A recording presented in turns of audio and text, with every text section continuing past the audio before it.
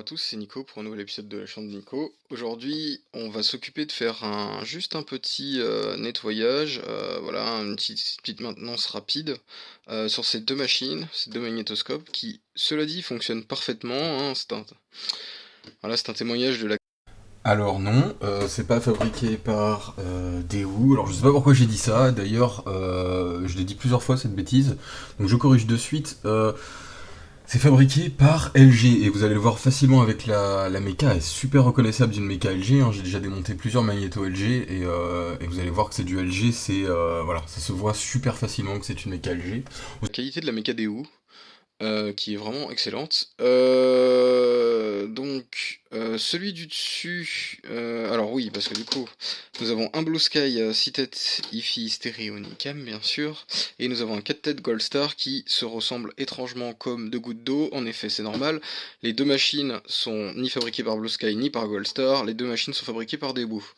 Ici, on voit bien que la machine, il y a celle-là qui est en mono et celle-là qui est en stéréo. À ma gauche, la télécommande Blue Sky, et à ma droite, la télécommande du Gold Star, qui ne vont pas avoir grande différence en fait.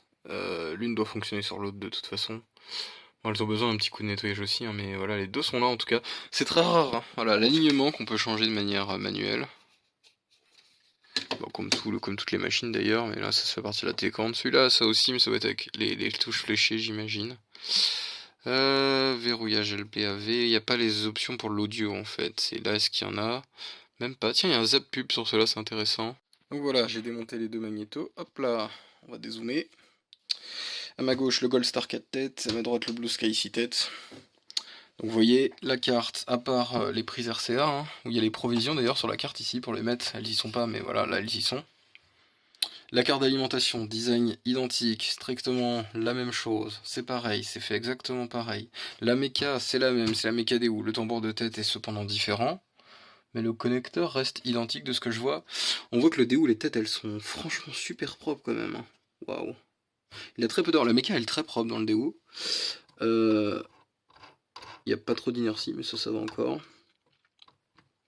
Donc bon, on voit quand même qu'il a quelques heures, hein, parce que bon, il est quand même marqué, mais quand tu compares à celui du Gold Star, ça va. Celui du Gold Star, alors on le voit pas bien briller comme ça, je suis pas dans le bon angle. Voilà. Il est encore plus sec que l'autre, quoi. Il est encore plus sec, et il est en moins bon état au final. Alors là, c'est brasse à l'intérieur, enfin c'est du... Ah, vous voyez, celui-là, il doit être un peu plus vieux, un peu moins cheap, vous voyez, parce que là, en fait, le pinch roller, enfin le galet presseur, l'intérieur, ça, c'est du cuivre, je pense. Ça, c'est juste de l'alu, quoi. C'est un peu plus cheap. Il suffit de voir le moteur Cabestan qui est là, et là, comparé. Ouais, alors celui-là, il a des traces et des taches. Honnêtement, je pense que le Blue Sky a moins d'heures, il suffit que je vois les têtes quand même. Il y a une trace de... c'est pas d'usure, mais de salissure, en fait, autour des têtes quand même. Mais il est globalement super propre au niveau de la méca. Même la graisse, quoi, là, la graisse, elle a vachement séché sur celui-là, celle-là, beaucoup moins quand même. Encore plus présente. Peut-être qu'il a été plus graissé à l'usine que l'autre quand même, mais... Voilà.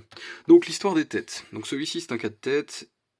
Deux têtes opposées, hein, c'est-à-dire là ici il y a deux têtes et de l'autre côté il y a deux têtes et elles sont à 180 degrés les têtes, d'accord?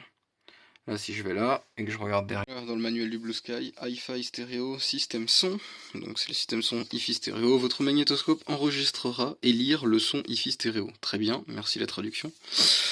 Il comporte de plus un décodeur son numérique stéréo Nicam, voilà, donc c'était à l'époque où on était encore en analogique hertzien. À l'origine le son était en AM, mais ensuite après on a eu le son numérique en Nicam, voilà. Donc ça c'était... La vidéo était analogique, mais le son était déjà numérique à l'époque, hein, faut pas l'oublier. Pour marcher le son de plusieurs façons différentes, les cassettes vidéo enregistrées sur votre appareil disposeront d'une piste audio mono normale et des deux pistes audio stéréo. Bah bien sûr, pour garder la compatibilité avec par exemple ce magnétoscope là qui enregistre le son en hi-fi, il enregistre également le son en mono pour par exemple ce magnéto puisse également avoir du son à la lecture. Hein, c'est pour garder la compatibilité, c'est une évidence. Ces pistes, ah oui, donc du coup on pouvait, alors on pouvait enregistrer effectivement deux pistes audio. Le Nicam stéréo, le son est automatiquement enregistré sur les pistes mono et stéréo hi-fi de la bande. Nicam bilanguage. Les deux canaux audio enregistrés sur les pistes stéréo hi-fi, le canal en langage principal gauche sera enregistré sur la piste mono de la bande. Ah oui, oui, alors on pouvait avoir les deux langues en fait, ça c'était intéressant. Un en mono et l'autre en stéréo. Les pistes hi-fi, la piste mono de la bande vidéo sans séparation, d'accord. Donc on peut choisir dans les menus effectivement, voilà, stéréo, gauche, droit et mono. Donc en fait, il n'y a pas de il y a pas de bouton d'accessibilité sur la télécommande, mais à partir du menu, c'est accessible, voilà. Donc bon, intéressant. Et en fait, par exemple, si vous, voilà, pour vous prouver que j'ai dit, ce qui est pas 6 têtes vidéo, hein, c'est bien 4 têtes vidéo. Si on regarde les caractéristiques à la fin, système tête vidéo, 4 têtes, double azimut, balayage hélicoïdal, bien sûr, donc hélicoïdal, parce que bon, la tête est comme ça, donc forcément c'est hélicoïdal. Double azimut, oui, donc forcément. Alors pourquoi 4 têtes à la place d'un 2 têtes? Parce qu'il faut que 2 têtes hein, pour regarder la vidéo. Alors les 4 têtes, ça a un avantage, déjà pour les ralentis, les pauses, tout ça, elles sont bien meilleures, même à partir de 3 têtes. Mais après, ça va être surtout les 4 têtes, les 2 autres têtes, en fait, elles sont... Il n'y a que 2 têtes qui seront utilisées en même temps. Hein. Les 2 autres têtes vont être utilisées, par exemple, quand vous enregistrez une cassette en mode LP à la place du mode SP, c'est là où les autres têtes vont prendre le relais. Et en fait, il y a des têtes qui sont pour le mode SP, des têtes qui sont pour le mode LP. Voilà, pourquoi les 4 têtes au final. Donc on n'a pas fait mieux que 4 têtes vidéo. Hein. De ce que je sache, il y a toujours eu au mieux 4 têtes vidéo sur un magnétoscope. On a commencé avec les 2 têtes vidéo, 3 têtes vidéo, il y en a eu quelques-uns, et ensuite on est passé aux 4 têtes vidéo, on s'est arrêté là, c'était suffisant, totalement suffisant. Voilà, 3,4 kg, la conso est très faible, hein, donnée à 3 watts en veille et 14 watts en fonctionnement. Bon, 3 watts en veille, ça reste élevé, mais bon, faut pas oublier que ça va parler des années 90 et la conso d'énergie. Donc voilà, j'ai nettoyé la machine. Je vais pas vous montrer en fait cette fois-ci, je pense que je vais faire une vidéo parce que j'ai eu une bonne idée, là j'ai placé un support de GoPro ici, donc je vais pouvoir avoir une vue pour un peu plus tard, pour vous faire des vidéos détaillées de tout ça. Mais grosso modo je vais vous expliquer ce que j'ai fait. Sur celui-ci j'ai donc retiré le châssis, il y a 4 vis, 1, 2, 3, voilà, et 4. Le mode switch est en dessous, donc nettoyer, enlever le mode switch pour le nettoyer, hein. Le mieux c'est de le dessouder carrément, et après de l'ouvrir c'est plus simple. Nettoyage du chemin de bande et des têtes, hein, comme d'habitude. Ne pas oublier la tête audio contrôle et la tête d'effacement. Nettoyage du galet presseur et du cabestan. Hein, voilà. Et du coup, tout ce qui est guide de bande, réglage des guides de bande. Et graissage de toute la méca, que ce soit là ou en dessous. Vérification de la courroie du cabestan qui est en dessous, qui est là. Et elle est entre là et là. Et voilà.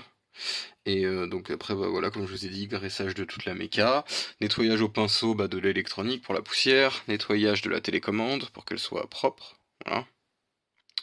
Vachement plus en tout cas qu'elle l'était, je viens de voir qu'elle est encore un peu sale, là j'ai repassé un coup de nettoyage, mais voilà, sinon c'est bon. Et là, si je repasse ça, hop. Donc là il est en auto-tracking. Voilà, là il a fini, je vais mettre pause. La pause est parfaite, hein. Là je suis en image par image. L'image est excellente. Voilà, voilà. Donc lui il est bien réglé, il fonctionne. La méca est rapide, elle fait pas de bruit, il est propre.